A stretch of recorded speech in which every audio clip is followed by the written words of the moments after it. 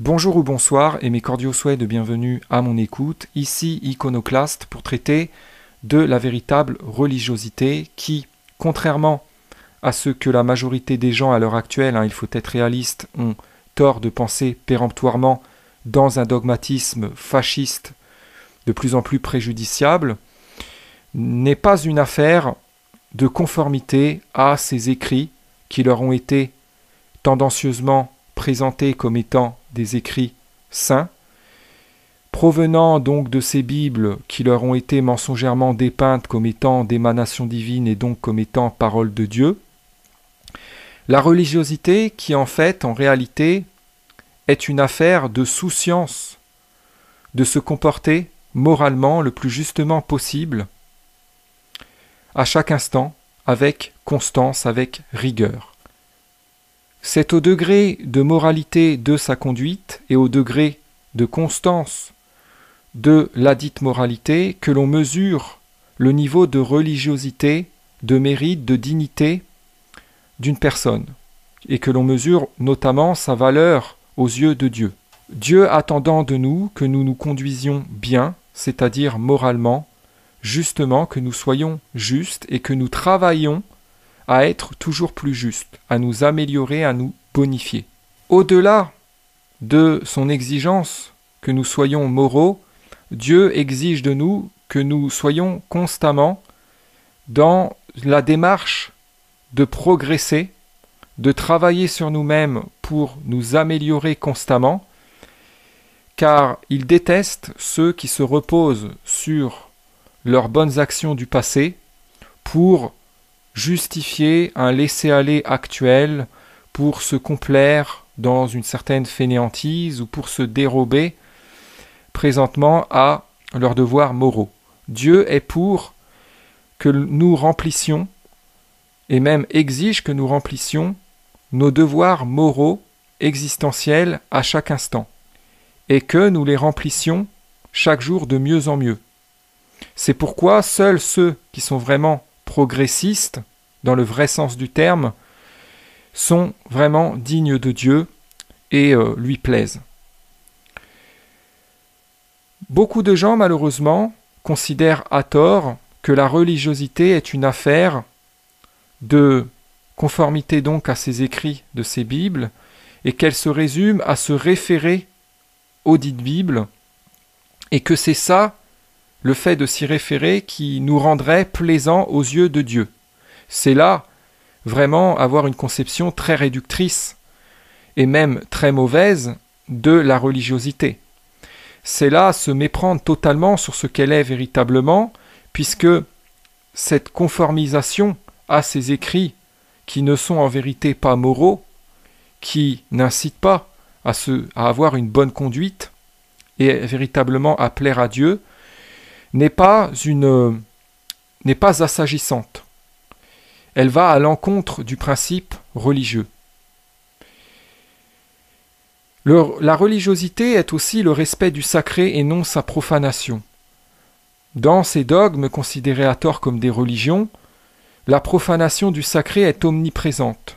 Par exemple, la circoncision qui est ordonnée dans le livre de la Genèse, et plus précisément la circoncision de bébé, qui est une forme de mutilation sexuelle de bébé, qui est un grave péché, et qui est dépeinte comme un commandement divin, relève de la profanation de quelque chose de sacré. En l'occurrence du prépuce, qui est sacré, qui est un don de Dieu fait à l'homme, Dieu l'ayant voulu en lui, en estimant qu'il était nécessaire, qu'il était vertueux. En imputer l'homme, en considérant ce prépuce comme étant futile, relève de la mésestime de ce don de Dieu, relève de la sous-estime, de la sacralité de ce don de Dieu, de ce don prépucial de Dieu, et est donc une forme de profanation du sacré. Il faut bien comprendre ce qu'est véritablement la profanation du sacré. Contrairement à ce qui est dit dans ces Bibles faussement religieuses, la profanation du sacré ne plaît pas à Dieu. Elle est un grave péché. Et c'est un péché qui n'est pas dépeint comme péché par ces Bibles, mais qui est au contraire encouragé, notamment donc dans ce livre de la Genèse au chapitre 17, versets 10, 11, 12, 13 et 14, où il est dit que tout homme devra être circoncis à 8 jours d'âge, donc qui ordonne la circoncision, qui est une mutilation, qui est amputation d'un don de Dieu en l'homme, et qui va à l'encontre d'une volonté divine, puisque Dieu, ayant voulu ça en l'homme, enlever ceci en l'homme, c'est s'opposer à l'une des volontés de Dieu. Donc c'est tout ce qu'il y a de plus opposé à l'obéissance à Dieu, à la conformité à son exigence. Dieu exige de nous que nous soyons bienfaiteurs, que nous défendions la justice, que nous soyons nous-mêmes, au-delà de ça, garants de la justice ici-bas.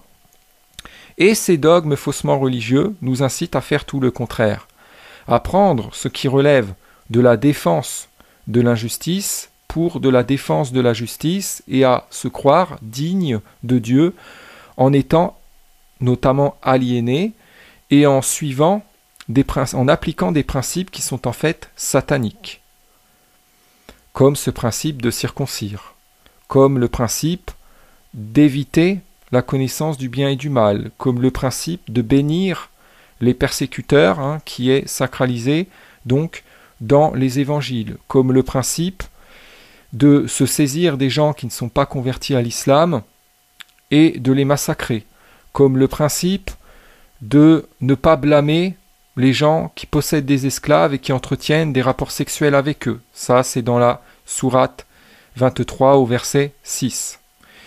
Donc, on remarque quand on observe objectivement ce qui est dit via ces écrits émanant de ces Bibles, que ces dogmes n'ont rien de religieux, ils sont même anti-religion, et donc il convient de réfuter les mensonges qu'ils incluent et de rappeler ce qu'est véritablement la religiosité.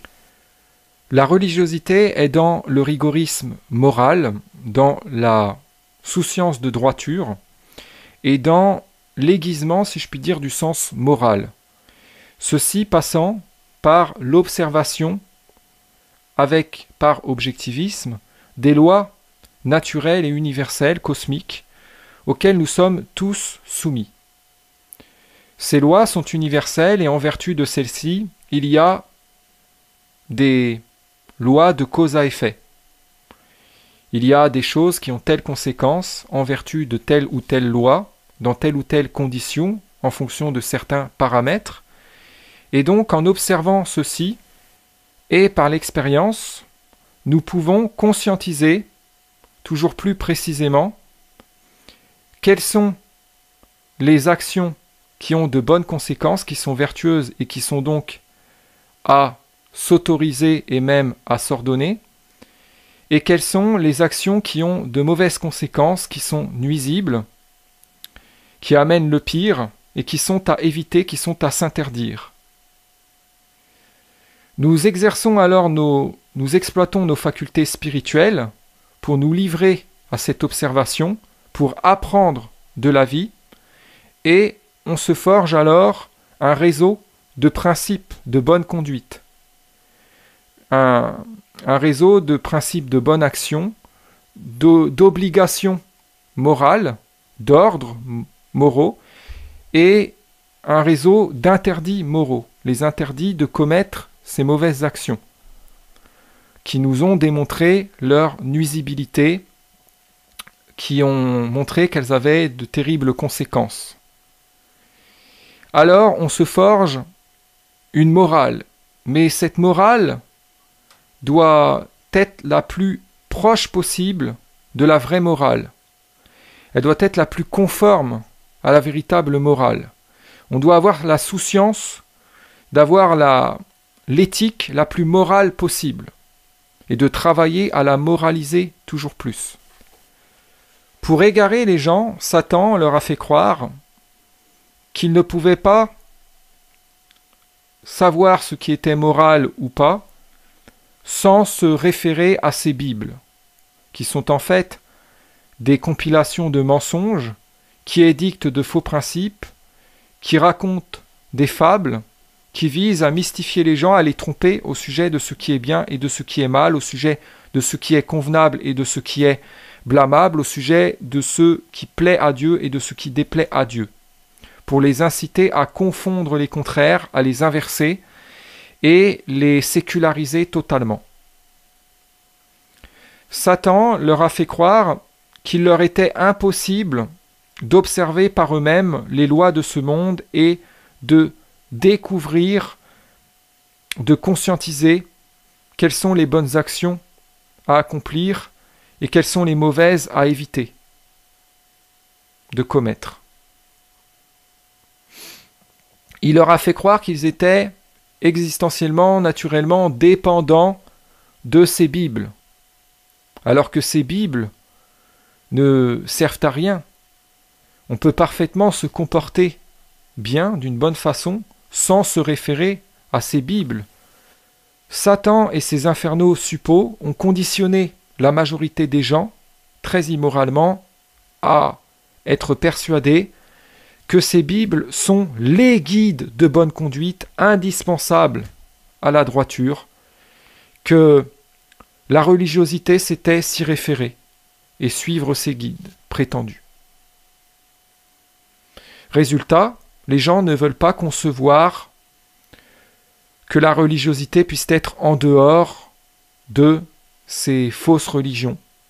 Et lorsque vous parlez de religiosité hors de ces dogmes, ils vous rient au nez, ils vous traitent de débiles, de malades mentales, de personnes déconnectées de la réalité, et s'emploient à vous rabaisser et vous vouent le plus profond mépris, tout en s'érigeant en personnes intelligentes qui vous apprennent la science de la religion, alors qu'en vérité, ils sont très nuls en religion. Ils sont même irréligieux, anti-religion, conditionnés à s'infatuer d'être impies, d'être mécréants, car ils ne croient pas en la vérité, ils croient en des ersatz de vérité, en des simulacres de vérité, que sont ces mensonges, compilés dans ces Bibles, et que Satan leur a fait passer pour des vérités en leur faisant croire que ça émanait de Dieu. Et par cela, il a usurpé Dieu. C'est un concept une stratégie de manipulation redoutable qui fait beaucoup de dégâts. Beaucoup de dégâts. Et plus ces dogmes prennent de l'âge, plus ils perdurent et plus ils sont sacralisés par un grand nombre de gens, mystifiés, et moins les gens consentent, moins les gens veulent reconnaître veulent envisager qu'ils puissent relever de l'imposture, que ça puisse être, qu'ils puissent relever du mensonge. Parce que ça impliquerait de reconnaître que tant de gens se sont trompés depuis tant d'années, depuis des temps ancestraux, et qu'ils ont fait montre d'une bêtise incommensurable, d'une jobardise incommensurable. Ah, les gens préfèrent se voiler la face et se dire que tout ce monde ne s'est pas trompé, que tout ce monde a toujours été sur le chemin de la droiture. Et oui, c'est tellement plus facile de se persuader de ça que de reconnaître que ces dogmes ne sont pas religieux, que ce sont des impostures, que ce sont des créations sataniques et qu'ils ont égaré ces masses de gens. Et c'est tellement plus facile que de reconnaître son tort très turpide d'avoir adhéré minablement à ces dogmes qui sont, de toute évidence, des impostures. Ces Bibles sont ces compilations de mensonges par lesquels Satan vous dicte une conception erronée de Dieu, de la droiture, du monde même, vous fait passer des gens qui ne sont absolument pas droits, qui ne sont pas pieux, pour des exemples de probité à suivre. Donc il les dépeint comme étant des prophètes, des bons messagers, et il vous dit il essaie de vous faire croire que vous ne pouvez connaître la vraie religion que en vous remettant à ce qu'il dit dans ses Bibles. Il essaie de vous interdire de concevoir la religiosité en dehors de ça. Et de réfléchir aussi par vous-même, de vous poser les bonnes questions. Il veut que vous vous résumiez à suivre ses écrits, à consulter ces guides de pseudo-bonne conduite qui sont en fait des guides de mauvaise conduite, qui incitent à l'immoralité. Et il veut que vous ne viviez finalement qu'en aliéné. Il veut faire usurper finalement toute l'activité qui consiste à réfléchir sur les lois de ce monde et à réfléchir, à se poser les vraies questions et à travailler pour progresser, pour avancer sur le chemin de la droiture. Il essaie de faire usurper cette activité-là par l'activité qui consiste à se référer toujours à ces écrits faussement saints. Et aujourd'hui, il y a des gens qui croient que prendre à la lettre ces écrits, les prendre pour des vérités absolues, les apprendre par cœur, les recracher bêtement dans cette hétéronomie malsaine, que ça relève de la réflexion, de la remise en question des choses, des idées reçues, etc. C'est d'un ridicule inénarrable. L'inversion totale que veut Satan. Satan ne veut pas que l'on désinverse, ne veut pas que l'on sorte de l'inversionnisme. Il fait tout pour nous maintenir dans l'inversionnisme et pour toujours faire passer à nos yeux ce qui est blâmable, ce qui rend indigne, ce qui avilit, ce qui détruit pour vertueux et pour le contraire donc. Il veut que l'on inverse les contraires radicalement et que l'on croit que c'est cela la piété, que c'est cela la vraie religiosité. Donc qu'est-ce qu'il se passe quand on n'inverse pas, quand on est vraiment religieux, quand on a vraiment l'esprit de justice et qu'on est vraiment pour que chaque chose soit reconnue comme étant ce qu'elle est vraiment et chaque personne reconnue à sa juste valeur, que l'on refuse de mettre les gens pervers au-dessus des gens bien et que l'on redonne aux gens bien leur honneur. Ces fascistes, que sont ces gens convertis à ces dogmes, nous crachent leur venin, nous traitent de sales satanistes, nous font un procès pour délit de non-conformité à ces écrits qu'ils sacralisent tant. Voilà, ils sont là avec leur Bible. Ils prétendent qu'ils ont la science infuse, qu'ils savent tout, qu'ils connaissent Dieu mieux que quiconque parce qu'ils ont dévoré ces Bibles, qu'ils ont ingurgité tous ces mensonges qu'elles incluent, et ils confondent connaissance de Dieu et connaissance de ses écrits. Ils croient que plus ils connaissent ses écrits, que plus ils les étudient et plus ils connaissent Dieu. Alors qu'en vérité, ils s'éloignent de la connaissance de Dieu, de la vraie religiosité. Ils sont inversés radicalement. C'est incroyable à quel point ils sont inversifs, ces gens. C'est infernal. C'est l'infernalité même. Et cette infernalité qu'ils imputent calomnieusement aux gens non infernaux, aux gens bien, qui ont un bon sens et qui s'offusquent qu'il soit dit que Dieu ordonne de mutiler sexuellement des bébés, qui s'offusquent qu'il soit dit que Dieu ordonnerait de bénir les persécuteurs, qui s'offusquent qu'il soit dit que Dieu aimerait la perversité. Voilà. Ils essaient de ridiculiser ces gens-là, de les dépeindre comme étant des fous, des cas psychiatriques en liberté, dangereux, etc., etc. Ça les rend tellement pervers, ce dogmatisme, ça les infatue de perversité, d'inversionnisme. C'est vraiment gerbant. Cette vie qu'ils passent à profaner le divin, à répandre des mensonges, à tout inverser, est une vie de profanateur et est une ingratitude envers Dieu. Dieu leur a permis de s'incarner, leur a permis d'être ici, et qu'est-ce qu'ils font de cela? Ils en font n'importe quoi. Ils prennent ça comme une aubaine pour tout se permettre, pour se déchaîner dans l'immoralité, dans le vice. Ils profanent la vie ils se profanent eux-mêmes en faisant n'importe quoi d'eux-mêmes avec ces corps dont Dieu les a pourvus, en profanant le sacré, la sacralité notamment de ces corps, la sacralité de leur esprit, en souillant leur esprit de sales pensées, de pensées impures, de pensées mensongères, en mentant, en pervertissant leur esprit, en l'utilisant à mauvais escient pour penser à des stratagèmes vicieux, pervers, pour essayer d'avoir raison dans le tort et de ridiculiser aux yeux de tous les gens bien, les gens qui ont vraiment raison. Ils profanent leur esprit, ils profanent leur vie, ils font n'importe quoi, et ceci est tout ce qu'il y a de plus irréligieux. C'est tout ce qu'il y a de plus contraire à la véritable religiosité. Religiosité égale respect du sacré, rigueur dans le respect du sacré. Je reviendrai là-dessus plus tard. Bonne suite de journée et à bientôt. Et de découvrir, de conscientiser quelles sont les bonnes actions à accomplir et quelles sont les mauvaises à éviter de commettre. Il leur a fait croire qu'ils étaient existentiellement, naturellement dépendants de ces Bibles, alors que ces Bibles ne servent à rien.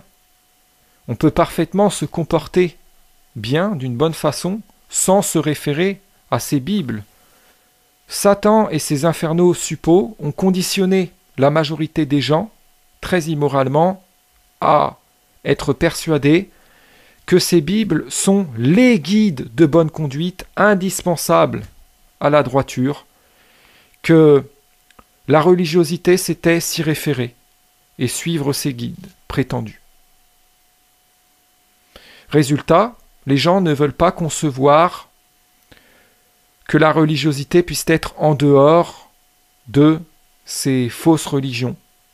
Et lorsque vous parlez de religiosité hors de ces dogmes, ils vous rient au nez, ils vous traitent de débiles, de malades mentales, de personnes déconnectées de la réalité, et s'emploient à vous rabaisser et vous vouent le plus profond mépris, tout en s'érigeant en personnes intelligentes qui vous apprennent la science de la religion, alors qu'en vérité, ils sont très nuls en religion. Ils sont même irréligieux, anti-religion, conditionnés à s'infatuer d'être impies, d'être mécréants, car ils ne croient pas en la vérité, ils croient en des ersatz de vérité, en des simulacres de vérité, que sont ces mensonges, compilés dans ces Bibles, et que Satan leur a fait passer pour des vérités en leur faisant croire que ça émanait de Dieu. Et par cela, il a usurpé Dieu. C'est un concept une stratégie de manipulation redoutable qui fait beaucoup de dégâts. Beaucoup de dégâts. Et plus ces dogmes prennent de l'âge, plus ils perdurent et plus ils sont sacralisés par un grand nombre de gens, mystifiés, et moins les gens consentent, moins les gens veulent reconnaître veulent envisager qu'ils puissent relever de l'imposture, que ça puisse être, qu'ils puissent relever du mensonge. Parce que ça impliquerait de reconnaître que tant de gens se sont trompés depuis tant d'années, depuis des temps ancestraux, et qu'ils ont fait montre d'une bêtise incommensurable, d'une jobardise incommensurable. Ah, les gens préfèrent se voiler la face et se dire que tout ce monde ne s'est pas trompé, que tout ce monde a toujours été sur le chemin de la droiture. Et oui, c'est tellement plus facile de se persuader de ça que de reconnaître que ces dogmes ne sont pas religieux, que ce sont des impostures, que ce sont des créations sataniques et qu'ils ont égaré ces masses de gens. Et c'est tellement plus facile que de reconnaître son tort très turpide d'avoir dit, via ses écrits émanant de ces Bibles, que ces dogmes n'ont rien de religieux, ils sont même anti-religion, et donc il convient de réfuter les mensonges qu'ils incluent et de rappeler ce qu'est véritablement la religiosité. La religiosité est dans le rigorisme moral, dans la souciance de droiture et dans l'aiguisement, si je puis dire, du sens moral. Ceci passant par l'observation par objectivisme, des lois naturelles et universelles, cosmiques, auxquelles nous sommes tous soumis.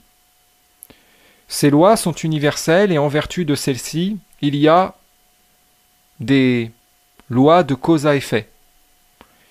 Il y a des choses qui ont telle conséquence en vertu de telle ou telle loi, dans telle ou telle condition, en fonction de certains paramètres.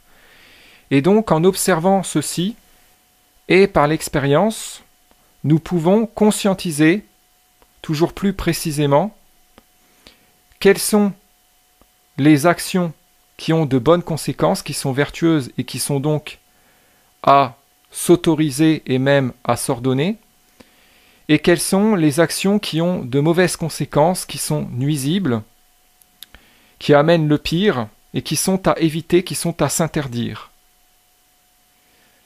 Nous exerçons alors nous exploitons nos facultés spirituelles pour nous livrer à cette observation, pour apprendre de la vie, et on se forge alors un réseau de principes de bonne conduite, un réseau de principes de bonne action, d'obligations morales, d'ordres moraux, et un réseau d'interdits moraux, les interdits de commettre ces mauvaises actions, qui nous ont démontré leur nuisibilité, qui ont montré qu'elles avaient de terribles conséquences. Alors on se forge une morale, mais cette morale doit être la plus proche possible de la vraie morale. Elle doit être la plus conforme à la véritable morale. On doit avoir la souciance d'avoir l'éthique la plus morale possible et de travailler à la moraliser toujours plus. Pour égarer les gens, Satan leur a fait croire qu'ils ne pouvaient pas savoir ce qui était moral ou pas sans se référer à ces Bibles, qui sont en fait des compilations de mensonges, qui édictent de faux principes, qui racontent des fables, qui visent à mystifier les gens, à les tromper au sujet de ce qui est bien et de ce qui est mal, au sujet de ce qui est convenable et de ce qui est blâmable, au sujet de ce qui plaît à Dieu et de ce qui déplaît à Dieu, pour les inciter à confondre les contraires, à les inverser et les séculariser totalement.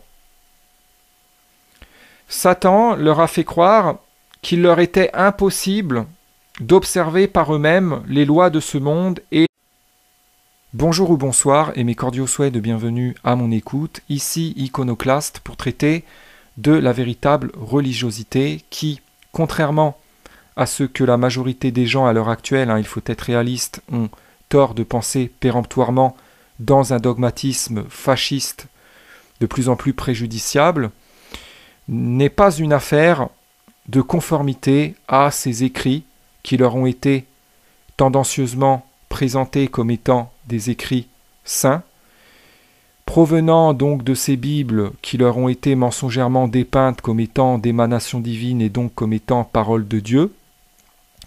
La religiosité qui en fait, en réalité, est une affaire de souciance, de se comporter moralement le plus justement possible, à chaque instant, avec constance, avec rigueur. C'est au degré de moralité de sa conduite et au degré de constance de ladite moralité que l'on mesure le niveau de religiosité, de mérite, de dignité d'une personne, et que l'on mesure notamment sa valeur aux yeux de Dieu. Dieu attendant de nous que nous nous conduisions bien, c'est-à-dire moralement, justement que nous soyons justes et que nous travaillions à être toujours plus justes, à nous améliorer, à nous bonifier. Au-delà de son exigence que nous soyons moraux, Dieu exige de nous que nous soyons constamment dans la démarche de progresser, de travailler sur nous-mêmes pour nous améliorer constamment, car il déteste ceux qui se reposent sur leurs bonnes actions du passé pour justifier un laisser-aller actuel, pour se complaire dans une certaine fainéantise ou pour se dérober présentement à leurs devoirs moraux. Dieu est pour que nous remplissions, et même exige que nous remplissions, nos devoirs moraux existentiels à chaque instant, et que nous les remplissions chaque jour de mieux en mieux. C'est pourquoi seuls ceux qui sont vraiment progressistes, dans le vrai sens du terme, sont vraiment dignes de Dieu et lui plaisent. Beaucoup de gens, malheureusement, considèrent à tort que la religiosité est une affaire de conformité donc à ces écrits de ces Bibles, et qu'elle se résume à se référer aux dites Bibles, et que c'est ça, le fait de s'y référer, qui nous rendrait plaisant aux yeux de Dieu. C'est là vraiment avoir une conception très réductrice, et même très mauvaise, de la religiosité.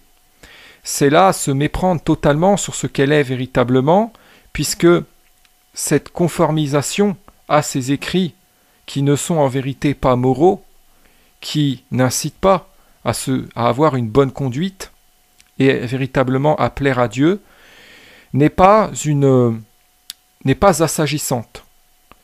Elle va à l'encontre du principe religieux. La religiosité est aussi le respect du sacré et non sa profanation. Dans ces dogmes considérés à tort comme des religions, la profanation du sacré est omniprésente. Par exemple, la circoncision qui est ordonnée dans le livre de la Genèse, et plus précisément la circoncision de bébé, qui est une forme de mutilation sexuelle de bébé, qui est un grave péché, et qui est dépeinte comme un commandement divin, relève de la profanation de quelque chose de sacré.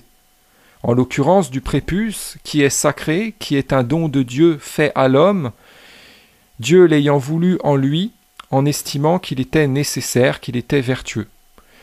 En imputer l'homme, en considérant ce prépuce comme étant futile, relève de la mésestime de ce don de Dieu, relève de la sous-estime, de la sacralité de ce don de Dieu, de ce don prépucial de Dieu, et est donc une forme de profanation du sacré. Il faut bien comprendre ce qu'est véritablement la profanation du sacré. Contrairement à ce qui est dit dans ces Bibles faussement religieuses, la profanation du sacré ne plaît pas à Dieu. Elle est un grave péché. Et c'est un péché qui n'est pas dépeint comme péché par ces Bibles, mais qui est au contraire encouragé, notamment donc dans ce livre de la Genèse au chapitre 17, versets 10, 11, 12, 13 et 14, où il est dit que tout homme devra être circoncis à 8 jours d'âge, donc qui ordonne la circoncision, qui est une mutilation, qui est amputation d'un don de Dieu en l'homme, et qui va à l'encontre d'une volonté divine, puisque Dieu, ayant voulu ça en l'homme, enlever ceci en l'homme, c'est s'opposer à l'une des volontés de Dieu. Donc c'est tout ce qu'il y a de plus opposé à l'obéissance à Dieu, à la conformité à son exigence. Dieu exige de nous que nous soyons bienfaiteurs, que nous défendions la justice, que nous soyons nous-mêmes, au-delà de ça, garants de la justice ici-bas. Et ces dogmes faussement religieux nous incitent à faire tout le contraire, à prendre ce qui relève de la défense de l'injustice pour de la défense de la justice et à se croire digne de Dieu en étant notamment aliéné et en suivant en appliquant des principes qui sont en fait sataniques, comme ce principe de circoncire, comme le principe d'éviter la connaissance du bien et du mal, comme le principe de bénir les persécuteurs, qui est sacralisé donc dans les évangiles, comme le principe de se saisir des gens qui ne sont pas convertis à l'islam et de les massacrer, comme le principe de ne pas blâmer les gens qui possèdent des esclaves et qui entretiennent des rapports sexuels avec eux. Ça, c'est dans la sourate 23 au verset 6. Donc, on remarque quand on observe objectivement ce qui est voir adhérer minablement à ces dogmes qui sont de toute évidence des impostures. Ces Bibles sont ces compilations de mensonges par lesquels Satan vous dicte une conception erronée de Dieu, de la droiture, du monde même, vous fait passer des gens qui ne sont absolument pas droits, qui ne sont pas pieux, pour des exemples de probité à suivre. Donc il les dépeint comme étant des prophètes, des bons messagers, et il vous dit qu'enfin, il essaie de vous faire croire que vous ne pouvez connaître la vraie religion que en vous remettant à ce qu'il dit dans ses Bibles. Il essaie de vous interdire de concevoir la religiosité en dehors de ça, et de réfléchir aussi par vous-même, de vous poser les bonnes questions. Il veut que vous vous résumiez à suivre ses écrits, à consulter ces guides de pseudo-bonne conduite qui sont en fait des guides de mauvaise conduite, qui incitent à l'immoralité. Et il veut que vous ne viviez qu'en aliéné. Il veut faire usurper finalement toute l'activité qui consiste à réfléchir sur les lois de ce monde et à réfléchir, à se poser les vraies questions et à travailler pour progresser, pour avancer sur le chemin de la droiture. Il essaie de faire usurper cette activité-là par l'activité qui consiste à se référer toujours à ces écrits faussement saints. Et aujourd'hui, il y a des gens qui croient que prendre à la lettre ces écrits, les prendre pour des vérités absolues, les apprendre par cœur, les recracher bêtement dans cette hétéronomie malsaine, que ça relève de la réflexion, de la remise en question des choses, des idées reçues, etc. C'est d'un ridicule inénarrable. L'inversion totale que veut Satan. Satan ne veut pas que l'on désinverse, ne veut pas que l'on sorte de l'inversionnisme. Il fait tout pour nous maintenir dans l'inversionnisme et pour toujours faire passer à nos yeux ce qui est blâmable, ce qui rend indigne, ce qui avilit, ce qui détruit pour vertueux, et pour le contraire donc.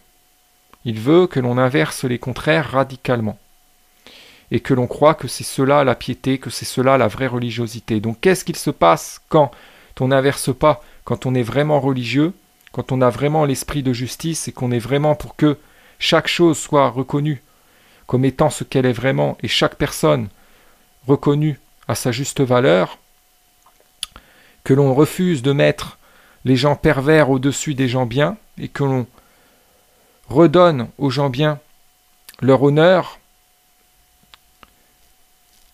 ces fascistes